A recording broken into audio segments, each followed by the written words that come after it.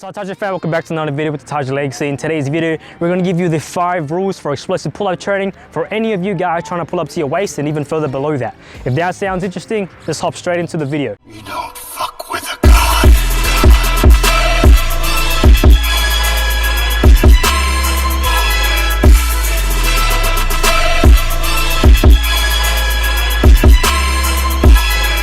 So getting straight into the video, the first one is going to be the closer you pull, the easier it's going to be for you to pull up all the way to your waist or even further below that. If you pull wide, it's going to be hard. If you pull close, it's going to become easy. Try it for yourself. If I were to do an explosive pull up right now wide, it's going to be tremendously and extremely more difficult than if I were to do it close. All right, check this out.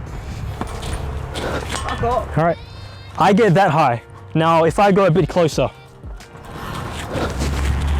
I can get extremely higher. Now the reason for this is because it works with different kind of leverages and it plays with your center of gravity or your center of mass. Now I don't know if this is completely correct. I want you guys to explain that to me and actually inform me of why this actually does make it a lot better, because I don't want to educate you guys incorrectly. So the second rule of explosive pulling is pulling path. So it's how you should pull. In a tiger bend dips or a tiger bend muscle up, we told you guys that you should be pulling in an L shape. In a muscle up, it's an S or a C shape. In this situation, it's going to be kind of different.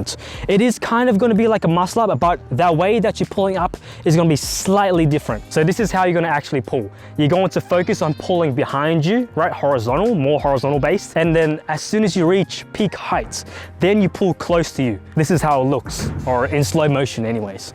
All right, so I pull horizontal and then I pull straight up. All right, so the focus here is to pull back intentionally and then pull the bar close to you as if you're doing a muscle up. So the whole bar motion is going to be there and then close to you.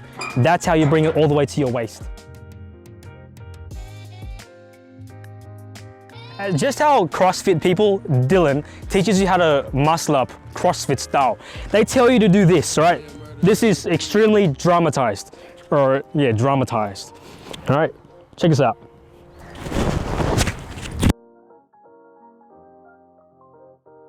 Okay, so my lav mic, I disconnected from doing that. CrossFit people, I love you guys, but no more CrossFit muscle ups. That's just, we don't like that here. But the whole point here is to reenact that hollow position, because we want that hollow position. But you don't want this arching position where you bend your knees and you pull your body forward past the bar like this, right? You want this, but you don't want that. So when you go into an explosive pull-up, you are going to drag it down and then pull diagonally, or give yourself just a little bit of swing, a little bit of kip. And then as you do that, hollow your body and then pull up as hard as you can. Just like this, all right? A little swing, hollow your body. Going into the explosive pull-up, just like the muscle up, if you pull wrong after coming down, you won't be able to do consecutive reps, or you won't be able to do that second rep. Just like with the muscle up, the hardest rep is often the first rep, okay? If you come up here, do a muscle up, the reason why it's harder is because that initial momentum, well, it doesn't carry over until you come down like here, and then you get that little diagonal swing. But the important part is pulling correctly when your body actually pulls back. Most often, that second pull is going to be the pull-up or the explosive pull-up that's going to drive you all the way up as high as you can, okay? So, if I come up here,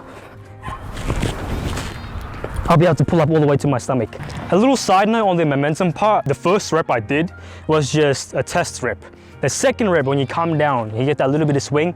As soon as you pull back and you pull correctly, you get the timing right, and then you'll be able to pull up where you want to. So the fifth and final rule of explosive pull-ups is consistency. If you guys train at a reasonable frequency, say 2 pull workouts a week, then I guarantee your pull-up training, or you trying to pull up to your abs, is going to exponentially, drastically increase, right? That's by doing 2 pull workouts a week.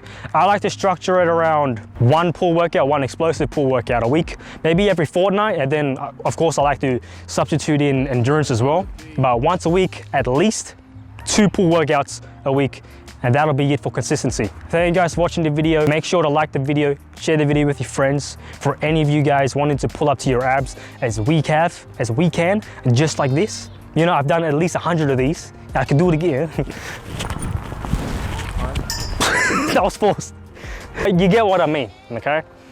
With consistency, with all the tips and the tricks, and the rules, principles that I mentioned, you'll be able to get all the way here. So stay strong, never give up, make gains. Taiji Fam, until the end, thick and thin. Taiji is always within. Peace out. Have you ever looked at yourself in the mirror and said, I'm not getting up on time. I'm not going to work on time. I'm not putting in 120% when I'm at work.